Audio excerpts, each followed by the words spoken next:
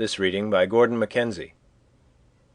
Walden by Henry David Thoreau. Chapter 1. Economy. LibriVox Part 3. In the savage state, every family owns a shelter as good as the best, and sufficient for its coarser and simpler wants. But I think that I speak within bounds when I say that, though the birds of the air have their nests, and the foxes their holes, and the savages their wigwams, in modern civilized society not more than 1/2 the families own a shelter. In the large towns and cities, where civilization especially prevails, the number of those who own a shelter is a very small fraction of the whole. The rest pay an annual tax for this outside garment of all, become indispensable summer and winter, which would buy a village of Indian wigwams, but now helps to keep them poor as long as they live. I do not mean to insist here on the disadvantage of hiring compared with owning, but it is evident that the savage owns his shelter because it costs so little, while the civilized man hires his commonly because he cannot afford to own it, nor can he, in the long run, any better afford to hire. But, answers one, by merely paying this tax, the poor civilized man secures an abode which is a palace compared with the savages.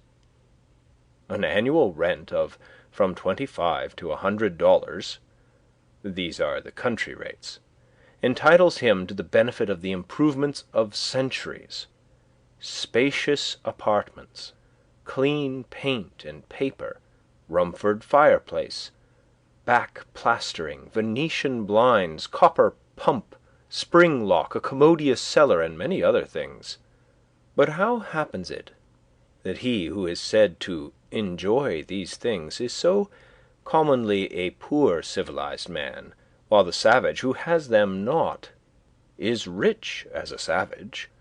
If it is asserted that civilization is a real advance in the condition of man, and I think that it is, though only the wise improve their advantages, it must be shown that it has produced better dwellings without making them more costly. And the cost of a thing is the amount of what I will call life which is required to be exchanged for it, immediately or in the long run. An average house in this neighborhood costs perhaps $800, and to lay up this sum will take from 10 to 15 years of the laborer's life, even if he is not encumbered with a family, estimating the pecuniary value of every man's labor at $1 a day. For if some receive more, others receive less, so that he must have spent more than half his life commonly before his wigwam will be earned. If we suppose him to pay a rent instead, this is but a doubtful choice of evils. Would the savage have been wise to exchange his wigwam for a palace on these terms? It may be guessed that I reduce almost the whole advantage of holding this superfluous property as a fund in store against the future, so far as the individual is concerned, mainly to the defraying of funeral expenses. But perhaps a man is not required to bury himself. Nevertheless, this points to an important distinction between civilized man and the savage, and no doubt they have designs on us for our benefit, in making the life of a civilized people an institution in which the life of the individual is to a great extent absorbed in order to preserve and perfect that of the race. But I wish to show at what a sacrifice this advantage is at present obtained, and to suggest that we may possibly so live as to secure all the advantage without suffering any of the disadvantage. What mean ye by saying that the poor ye have always with you, or that the fathers have eaten sour grapes, and the children's teeth are set on edge? As I live, saith the Lord God, ye shall not have occasion any more to use this proverb in Israel. Behold, all souls are mine. As the soul of the Father, so also the soul of the Son is mine. The soul that sinneth, it shall die.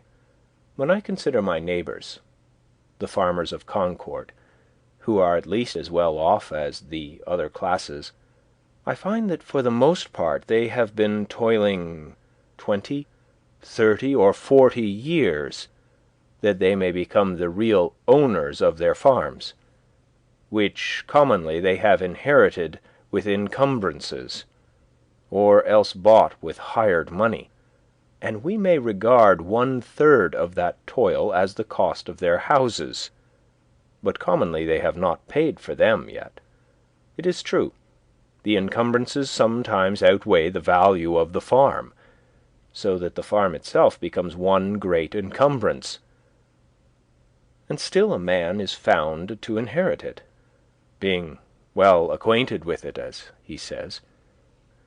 On applying to the assessors, I am surprised to learn that they cannot at once name a dozen in the town who own their farms free and clear.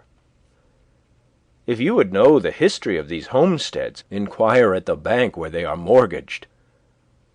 The man who has actually paid for his farm with labor on it is so rare that every neighbor can point to him. I doubt if there are 3 such men in Concord. What has been said of the merchants, that a very large majority, even 97 in 100, are sure to fail, is equally true of the farmers. With regard to the merchants, however, one of them says pertinently that a great part of their failures are not genuine pecuniary failures, but merely failures to fulfill their engagements, because it is inconvenient. That is, it is the moral character that breaks down. But this puts an infinitely worse face on the matter, and suggests, besides, that probably not even the other 3 succeed in saving their souls, but are perchance bankrupt in a worse sense than they who fail honestly.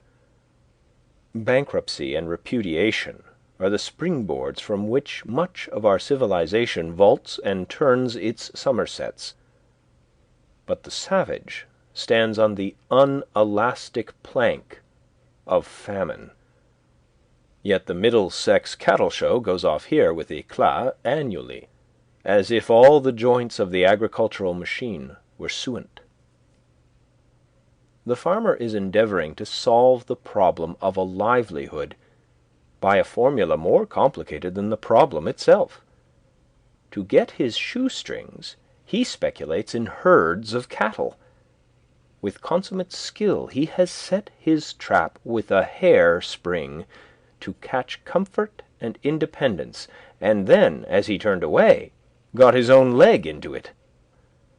This is the reason he is poor, and for a similar reason we are all poor in respect to 1,000 savage comforts, though surrounded by luxuries. As Chapman sings, quote, "The false society of men, for earthly greatness, all heavenly comforts rarefies to air." And when the farmer has got his house, he may not be the richer but the poorer for it, and it be the house that has got him. As I understand it, that was a valid objection urged by Momus against the house which Minerva made, that she, quote, "had not made it movable, by which means a bad neighborhood might be avoided," end quote. And it may still be urged, for our houses are such unwieldy property that we are often imprisoned rather than housed in them, and the bad neighborhood to be avoided is our own scurvy selves. I know 1 or 2 families, at least, in this town, who for nearly a generation have been wishing to sell their houses in the outskirts and move into the village, but have not been able to accomplish it, and only death will set them free. Granted that the majority are able at last either to own or hire the modern house with all its improvements. While civilization has been improving our houses, it has not equally improved the men who are to inhabit them. It has created palaces, but it was not so easy to create noblemen and kings. And if the civilized man's pursuits are no worthier than the savage's, if he is employed the greater part of his life in obtaining gross necessaries and comforts merely, why should he have a better dwelling than the former? But how do the poor minority fare? Perhaps it will be found that just in proportion as some have been placed in outward circumstances above the savage, others have been degraded below him. The luxury of one class is counterbalanced by the indigence of another. On the one side is the palace. On the other are the almshouse and silent poor. The myriads who built the pyramids to be the tombs of the pharaohs were fed on garlic, and it may be were not decently buried themselves. The mason who finishes the cornice of the palace returns at night perchance to a hut not so good as a wigwam. It is a mistake to suppose that in a country where the usual evidences of civilization exist, the condition of a very large body of the inhabitants may not be as degraded as that of savages. I refer to the degraded poor, not now to the degraded rich. To know this, I should not need to look farther than to the shanties which everywhere border our railroads, that last improvement in civilization, where I see in my daily walks human beings living in sties, and all winter with an open door, for the sake of light, without any visible, often imaginable, wood-pile, and the forms of both old and young are permanently contracted by the long habit of shrinking from cold and misery, and the development of all their limbs and faculties is checked. It certainly is fair to look at that class by whose labour the works which distinguish this generation are accomplished. Such, too, to a greater or less extent, is the condition of the operatives of every denomination in England, which is the great workhouse of the world. Or I could refer you to Ireland, which is marked as one of the white or enlightened spots on the map. Contrast the physical condition of the Irish with that of the North American Indian, or the South Sea Islander, or any other savage race before it was degraded by contact with the civilized man. Yet I have no doubt that people's rulers are as wise as the average of civilized rulers. Their condition only proves what squalidness may consist with civilization. I hardly need refer now to the labourers in our southern states, who produce the staple exports of this country, and are themselves a staple production of the South, but to confine myself to those who are said to be in moderate circumstances. Most men appear never to have considered what a house is, and are actually, though needlessly, poor all their lives because they think that they must have such a one as their neighbours have, as if one were to wear any sort of coat which the tailor might cut out for him, or, gradually leaving off palm-leaf hat or cap of woodchuck skin, complain of hard times because he could not afford to buy him a crown. It is possible to invent a house still more convenient and luxurious than we have, which yet all would admit that man could not afford to pay for? Shall we always study to obtain more of these things, and not sometimes to be content with less? Shall the respectable citizen thus gravely teach by precept and example the necessity of the young man's providing a certain number of superfluous glow-shoes and umbrellas and empty guest chambers for empty guests before he dies? Why should not our furniture be as simple as the Arabs or the Indians? When I think of the benefactors of the race, whom we have apotheosized as messengers from heaven, bearers of divine gifts to man, I do not see in my mind any retinue at their heels, any carload of fashionable furniture. Or what if I were to allow, would it not be a singular allowance, that our furniture should be more complex than the Arabs, in proportion as we are morally and intellectually his superiors?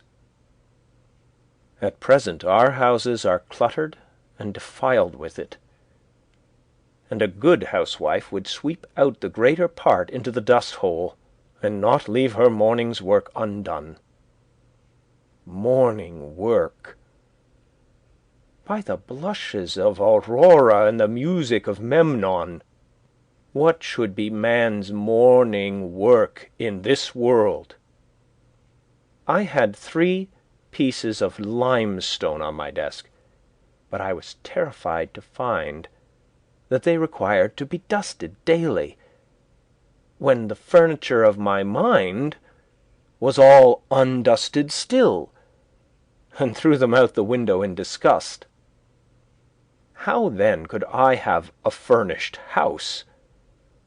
I would rather sit in the open air, for no dust gathers on the grass, unless where man has broken ground. It is the luxurious and dissipated who set the fashions which the herd so diligently follow. The traveller who stops at the best houses, so called, soon discovers this. For the publicans presume him to be a Sardanapalus, and if he resigned himself to their tender mercies, he would soon be completely emasculated. I think that in the railroad car we are inclined to spend more on luxury than on safety and convenience, and it threatens without attaining these to become no better than a modern drawing-room, with its divans and ottomans and sunshades and 100 other oriental things, which we are taking west with us, invented for the ladies of the harem and the effeminate natives of the celestial empire, which Jonathan should be ashamed to know the names of. I would rather sit on a pumpkin and have it all to myself than be crowded on a velvet cushion. I would rather ride on earth in an ox cart, with a free circulation, than go to heaven in the fancy car of an excursion train and breathe a malaria all the way. The very simplicity and nakedness of man's life in the primitive ages imply this advantage, at least, that they left him still but a sojourner in nature. When he was refreshed with food and sleep, he contemplated his journey again. He dwelt, as it were, in a tent in this world, and was either threading the valleys or crossing the plains or climbing the mountain tops. But lo, men have become the tools of their tools. The man who independently plucked the fruits when he was hungry has become a farmer, and he who stood under a tree for shelter, a housekeeper. We now no longer camp as for a night, but have settled down on earth and forgotten heaven. We have adopted Christianity merely as an improved method of agriculture. We have built for this world a family mansion, and for the next a family tomb. The best works of art are the expression of man's struggle to free himself from this condition. But the effect of our art is merely to make this low state comfortable, and that higher state to be forgotten.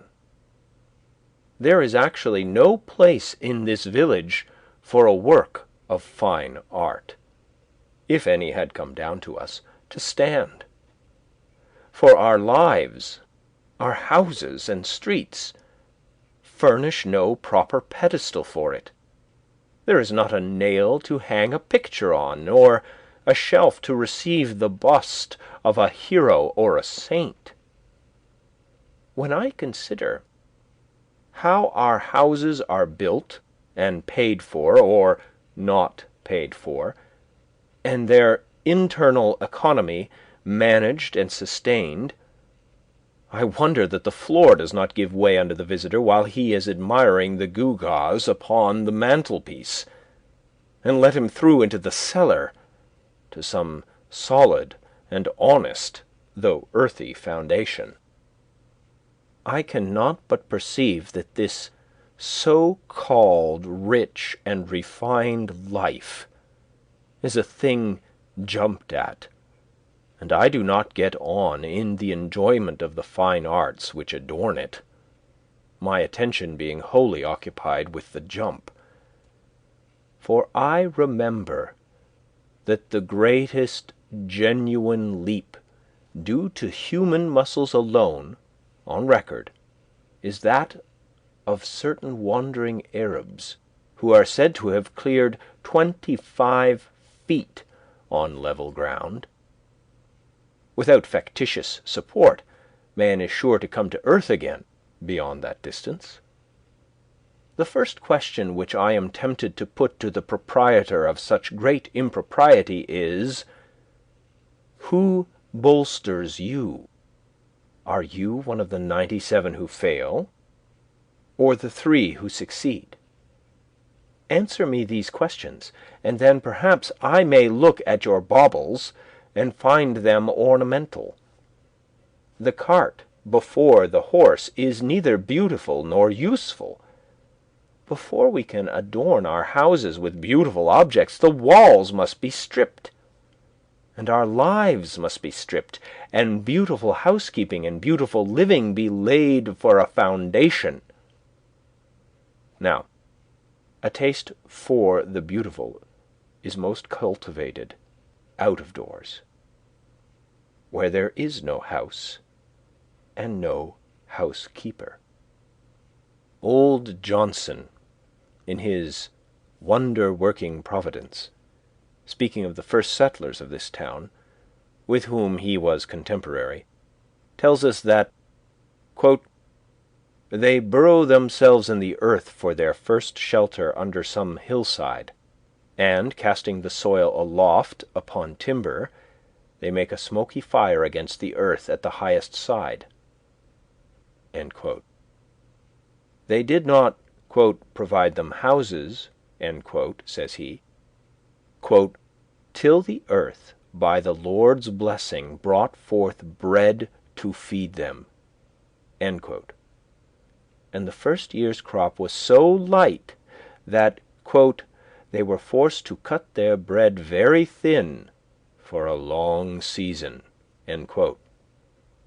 The secretary of the province of New Netherland, writing in Dutch in 1650, for the information of those who wished to take up land there, states more particularly that, quote, "those in New Netherland, and especially in New England, who have no means to build farmhouses, at first, according to their wishes, dig a square pit in the ground, cellar fashion, 6 or 7 feet deep, as long and as broad as they think proper, case the earth inside with wood all around the wall, and line the wood with the bark of trees or something else to prevent the caving in of the earth, floor this cellar with plank, and wainscot it overhead for a ceiling, raise a roof of spars clear up, and cover the spars with bark or green sods, so that they can live dry and warm in these houses with their entire families for 2, 3, and 4 years, it being understood that partitions are run through these cellars which are adapted to the size of the family. The wealthy and principal men in New England, in the beginning of the colonies, commenced their first dwelling-houses in this fashion for 2 reasons. Firstly, in order not to waste time in building, and not to want food the next season. Secondly, in order not to discourage poor labouring people, whom they brought over in numbers from fatherland. In the course of 3 or 4 years, when the country became adapted to agriculture, they built themselves handsome houses, spending on them several thousands." End quote. In this course which our ancestors took, there was a show of prudence, at least, as if their principle were to satisfy the more pressing wants first. But are the more pressing wants satisfied now? When I think of acquiring for myself one of our luxurious dwellings, I am deterred, for, so to speak, the country is not yet adapted to human culture, and we are still forced to cut our spiritual bread far thinner than our forefathers did their wheaten. Not that all architectural ornament is to be neglected, even in the rudest periods, but let our houses first be lined with beauty, where they come in contact with our lives, like the tenement of the shellfish, and not overlaid with it. But, alas, I have been inside 1 or 2 of them, and know what they are lined with. Though we are not so degenerate but that we might possibly live in a cave or a wigwam, or wear skins today, it certainly is better to accept the advantages, though so dearly bought, which the invention and industry of mankind offer. In such a neighbourhood as this, boards and shingles, lime and bricks are cheaper and more easily obtained than suitable caves, or whole logs, or bark in sufficient quantities, or even well-tempered clay or flat stones. I speak understandingly on this subject, for I have made myself acquainted with it both theoretically and practically.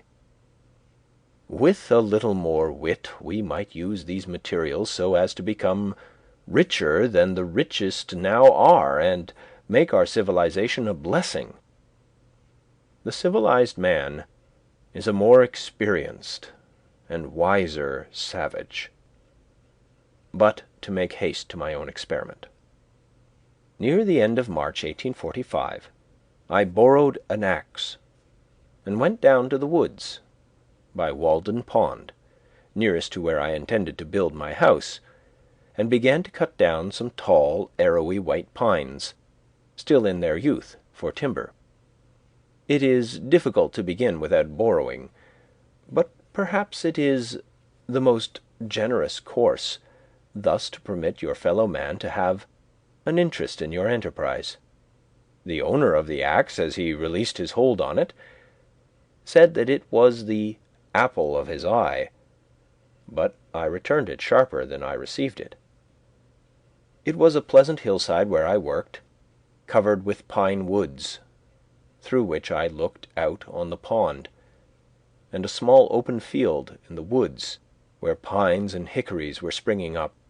The ice in the pond was not yet dissolved, though there were some open spaces, and it was all dark-colored and saturated with water. There were some slight flurries of snow during the days that I worked there, but for the most part when I came out on to the railroad on my way home. Its yellow sand-heap stretched away gleaming in the hazy atmosphere, and the rails shone in the spring sun, and I heard the lark and pewee and other birds already come to commence another year with us. They were pleasant spring days, in which the winter of man's discontent was thawing as well as the earth, and the life that had lain torpid began to stretch itself. One day, when my axe had come off and I had cut a green hickory for a wedge, driving it with a stone, and had placed the whole to soak in a pond hole in order to swell the wood, I saw a striped snake run into the water, and he lay on the bottom, apparently without inconvenience, as long as I stayed there, or more than a quarter of an hour, perhaps because he had not yet fairly come out of the torpid state. It appeared to me that for a likely reason men remain in their present low and primitive condition. But if they should feel the influence of the spring of springs arousing them, they would of necessity rise to a higher and more ethereal life. I had previously seen the snakes in frosty mornings in my path, with portions of their bodies still numb and inflexible, waiting for the sun to thaw them. On the 1st of April it rained and melted the ice, and in the early part of the day, which was very foggy, I heard a stray goose groping about over the pond and cackling as if lost, or like the spirit of the fog. So I went on for some days, cutting and hewing timber, and also studs and rafters, all with my narrow axe, not having many communicable or scholar-like thoughts, singing to myself, "Men say they know many things, but lo, they have taken wings, the arts and sciences, and 1,000 appliances, the wind that blows is all that anybody knows." I hewed the main timbers 6 inches square, most of the studs on 2 sides only, and the rafters and floor timbers on 1 side, leaving the rest of the bark on, so that they were just as straight and much stronger than the sawed ones. Each stick was carefully mortised or tenoned by its stump, for I had borrowed other tools by this time. My days in the woods were not very long ones, yet I usually carried my dinner of bread and butter, and read the newspaper in which it was wrapped, at noon, sitting amid the green pine boughs which I had cut off, and to my bread was imparted some of their fragrance, for my hands were covered with a thick coat of pitch. Before I had done I was more the friend than the foe of the pine tree, though I had cut down some of them, having become better acquainted with it. Sometimes a rambler in the wood was attracted by the sound of my axe, and we chatted pleasantly over the chips which I had made. By the middle of April, for I made no haste in my work, but rather made the most of it, my house was framed and ready for the raising.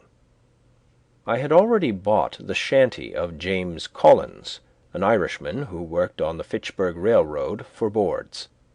James Collins' shanty was considered an uncommonly fine one. When I called to see it, he was not at home. I walked about the outside, at first unobserved from within. The windows were so deep and high. It was of small dimensions, with a peaked cottage roof, and not much else to be seen, the dirt being raised 5 feet all around as if it were a compost heap. The roof was the soundest part, though a good deal warped and made brittle by the sun. Door-sill there was none, but a perennial passage for the hens under the door-board. Mrs. C. came to the door and asked me to view it from the inside. The hens were driven in by my approach. It was dark, and had a dirt floor for the most part, dank, clammy, and aguish, only here a board and there a board which would not bear removal. She lighted a lamp to show me the inside of the roof and the walls, and also that the board floor extended under the bed, warning me not to step into the cellar, a sort of dust-hole 2 feet deep. In her own words, they were good boards overhead, good boards all around, and a good window. Of 2 whole squares originally, only the cat had passed out that way lately. There was a stove, a bed, and a place to sit. An infant in the house where it was born. A silk parasol, gilt-framed looking-glass, and a patent new coffee-mill nailed to an oak sapling, all told. The bargain was soon concluded, for James had in the meantime returned. I to pay $4.25 tonight, he to vacate at 5 tomorrow morning, selling to nobody else meanwhile. I to take possession at 6. It were well, he said, to be there early and anticipate certain indistinct but wholly unjust claims on the score of ground rent and fuel. This, he assured me, was the only encumbrance. At 6 I passed him and his family on the road. One large bundle held their all: bed, coffee-mill, looking-glass, hens. All but the cat. She took to the woods and became a wild cat, and, as I learned afterward, trod in a trap set for woodchucks, and so became a dead cat at last. I took down this dwelling the same morning, drawing the nails, and removed it to the pond side by small cartloads, spreading the boards on the grass, there to bleach and warp back again in the sun. One early thrush gave me a note or two as I drove along the woodland path. I was informed treacherously by a young Patrick that neighbour Seeley, an Irishman, in the intervals of the carting, transferred the still tolerable, straight and drivable nails, staples, and spikes to his pocket, and then stood when I came back to pass the time of day and look freshly up, unconcerned with spring thoughts at the devastation, there being a dearth of work, as he said. He was there to represent spectatordom and help make this seemingly insignificant event one with the removal of the gods of Troy. I dug my cellar in the side of a hill sloping to the south, where a woodchuck had formerly dug his burrow, down through sumac and blackberry roots, and the lowest stain of vegetation, 6 feet square by 7 deep, to a fine sand where potatoes would not freeze in any winter. The sides were left shelving and not stoned, but the sun having never shone on them, the sand still keeps its place. It was but 2 hours' work. I took particular pleasure in this breaking of ground, for in almost all latitudes men dig into the earth for an equable temperature.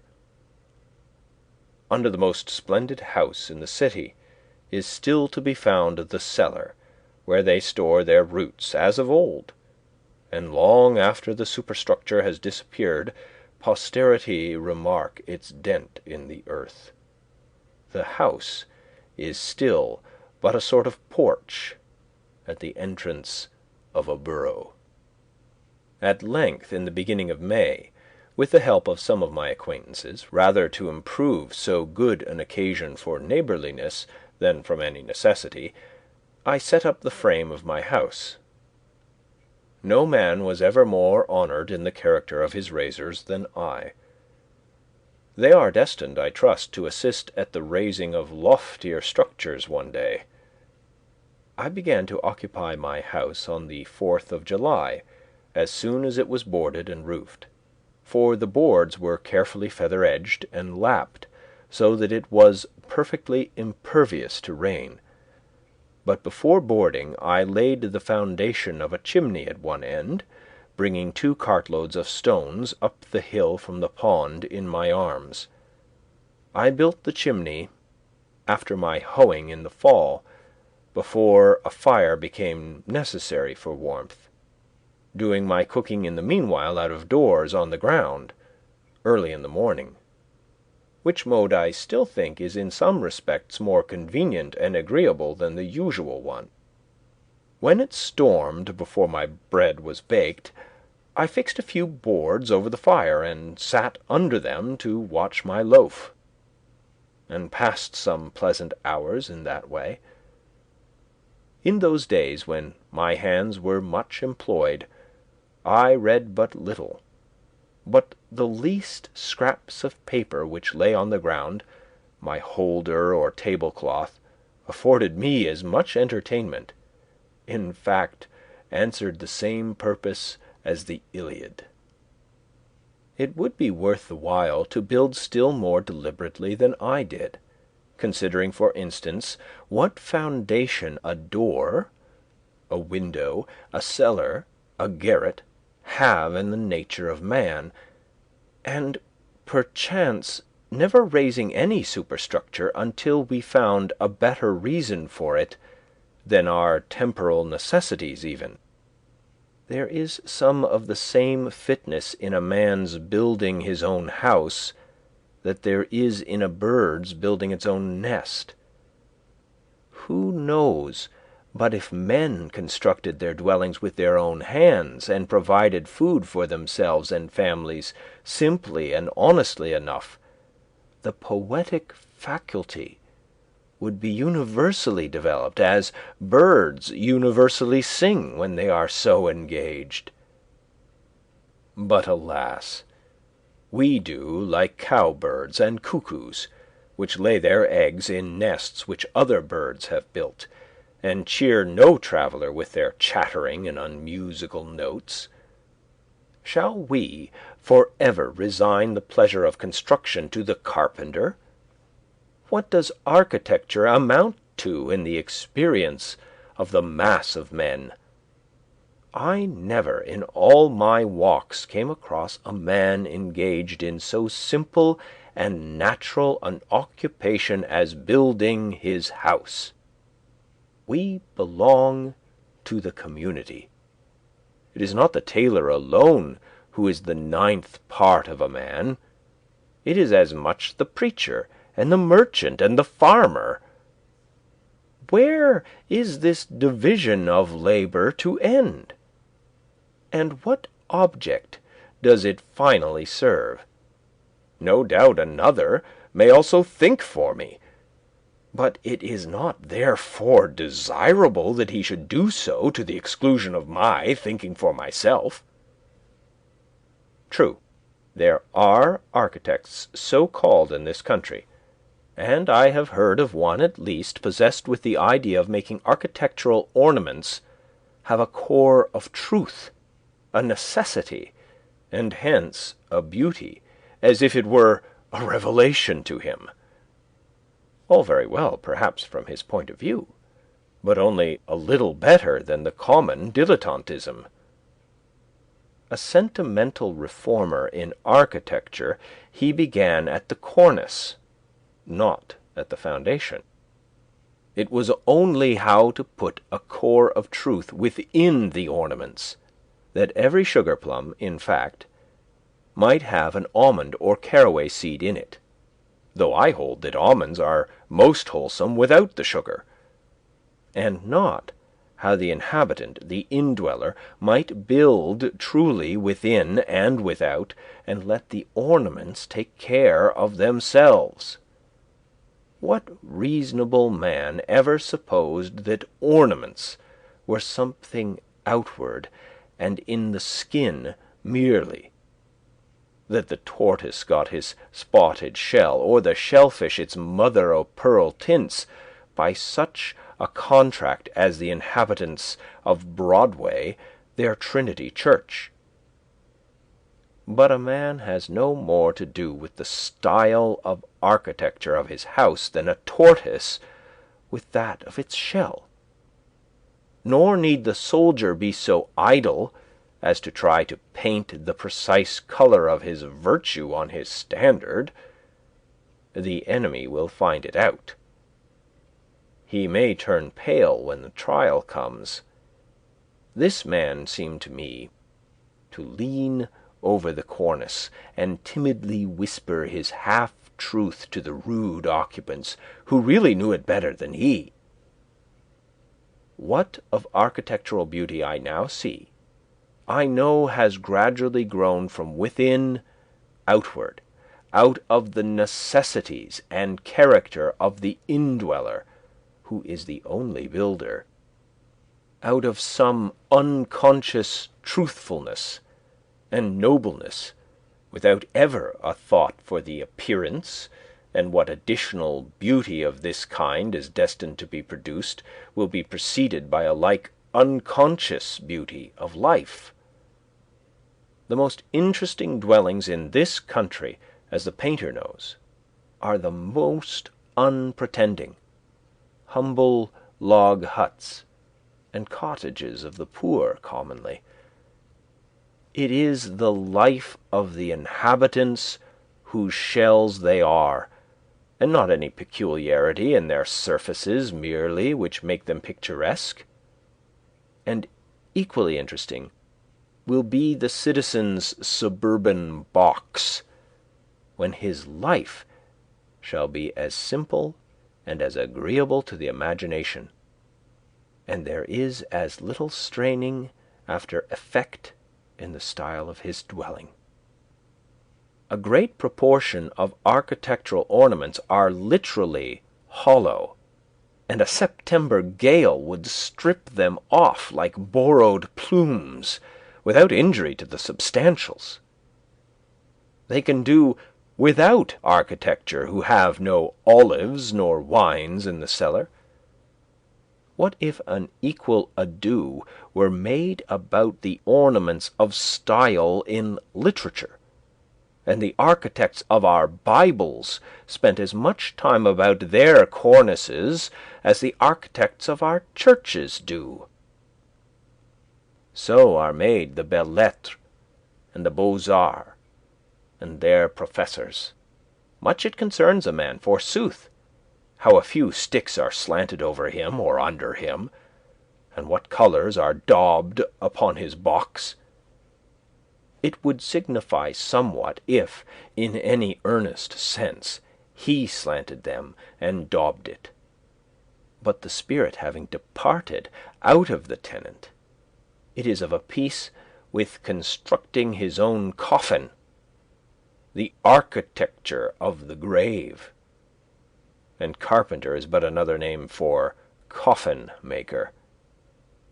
One man says, in his despair or indifference to life, take up a handful of the earth at your feet and paint your house that color. Is he thinking of his last and narrow house? Toss up a copper for it as well. What an abundance of leisure he must have! Why do you take up a handful of dirt? Better paint your house your own complexion. Let it turn pale or blush for you. An enterprise to improve the style of cottage architecture. When you have got my ornaments ready, I will wear them.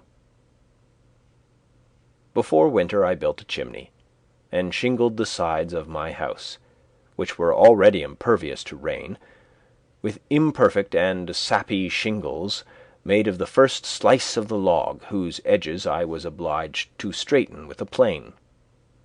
I have thus a tight shingled and plastered house, 10 feet wide by 15 long, and 8 feet posts, with a garret and a closet, a large window on each side, 2 trap-doors, 1 door at the end, and a brick fireplace opposite.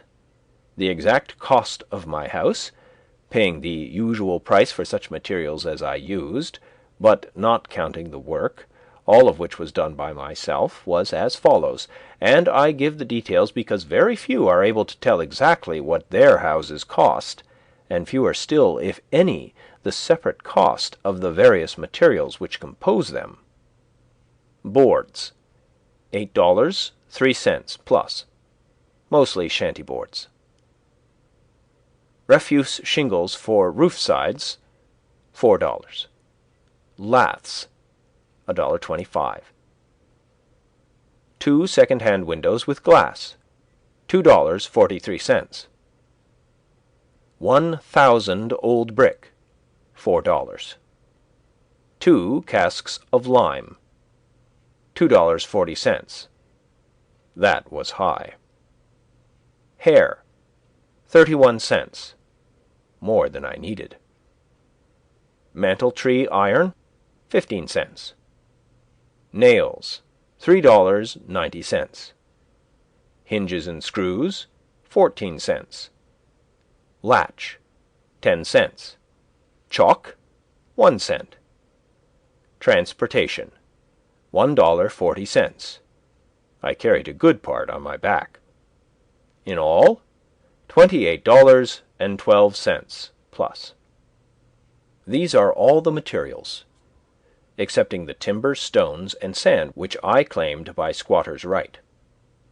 I have also a small woodshed adjoining, made chiefly of the stuff which was left after building the house. I intend to build me a house which will surpass any on the main street in Concord in grandeur and luxury, as soon as it pleases me as much, and will cost me no more than my present one. I thus found that the student who wishes for a shelter can obtain one for a lifetime at an expense not greater than the rent which he now pays annually. If I seem to boast more than is becoming, my excuse is that I brag for humanity rather than for myself, and my shortcomings and inconsistencies do not affect the truth of my statement. Notwithstanding much cant and hypocrisy, chaff which I find it difficult to separate from my wheat, but for which I am as sorry as any man, I will breathe freely and stretch myself in this respect. It is such a relief to both the moral and physical system, and I am resolved that I will not, through humility, become the devil's attorney. I will endeavour to speak a good word for the truth. At Cambridge College the mere rent of a student's room, which is only a little larger than my own, is $30 each year, though the corporation had the advantage of building 32 side by side and under one roof, and the occupant suffers the inconvenience of many and noisy neighbours, and perhaps a residence in the 4th story. I cannot but think that if we had more true wisdom in these respects, not only less education would be needed, because, forsooth, more would already have been acquired, but the pecuniary expense of getting an education would in a great measure vanish. Those conveniences which the student requires at Cambridge or elsewhere cost him or somebody else 10 times as great a sacrifice of life as they would with proper management on both sides. Those things for which the most money is demanded are never the things which the student most wants. Tuition, for instance, is an important item in the term bill, while for the far more valuable education which he gets by associating with the most cultivated of his contemporaries, no charge is made. The mode of founding a college is, commonly, to get up a subscription of dollars and cents, and then, following blindly the principles of a division of labour to its extreme, a principle which should never be followed but with circumspection, to call in a contractor who makes this a subject of speculation, and he employs Irishmen or other operatives actually to lay the foundations, while the students that are to be are said to be fitting themselves for it. And for these oversights successive generations have to pay. I think that it would be better than this for the students, or those who desire to be benefited by it, even to lay the foundation themselves. The student who secures his coveted leisure and retirement by systematically shirking any labour necessary to man obtains but an ignoble and unprofitable leisure, defrauding himself of the experience which alone can make leisure fruitful. But, says one, you do not mean that the students should go to work with their hands instead of their heads? I do not mean that exactly, but I mean something which he might think a good deal like that. I mean that they should not play life, or study it merely, while the community supports them at this expensive game, but earnestly live it from beginning to end. How could youths better learn to live than by at once trying the experiment of living? Methinks this would exercise their minds as much as mathematics.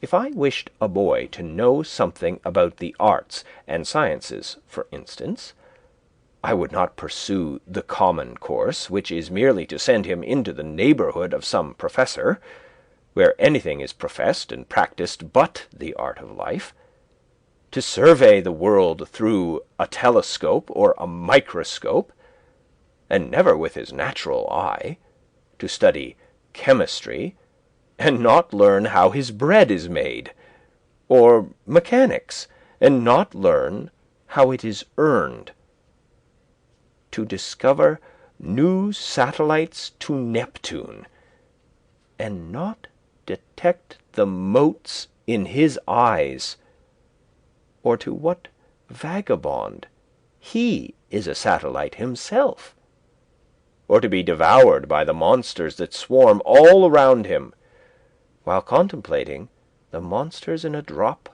of vinegar. Which would have advanced the most at the end of a month? The boy who had made his own jackknife from the ore which he had dug and smelted, reading as much as would be necessary for this, or the boy who had attended the lectures on metallurgy at the Institute in the meanwhile, and had received a Rogers penknife from his father? Which would be most likely to cut his fingers? To my astonishment, I was informed on leaving college that I had studied navigation. Why, if I had taken one turn down the harbour, I should have known more about it. Even the poor student studies, and is taught only political economy, while that economy of living, which is synonymous with philosophy, is not even sincerely professed in our colleges. The consequence is that while he is reading Adam Smith, Ricardo, and Say, he runs his father in debt irretrievably. End Chapter 1, LibriVox Part 3.